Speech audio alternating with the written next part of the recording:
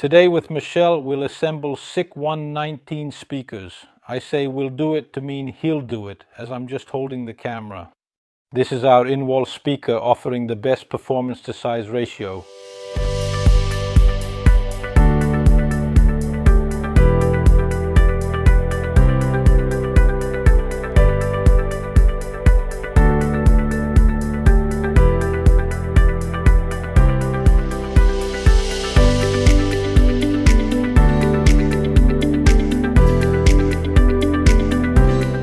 I'm putting the brass spacer on which the crossover of this speaker will be fixed.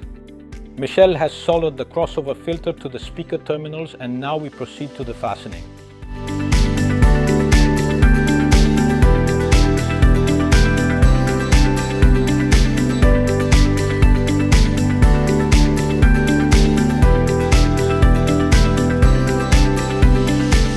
The tweeter of the SIC119 has a 25mm dome, and the dome is made of silk. The woofer, as you can see, is equipped with a rubber suspension and powerful neodymium magnets.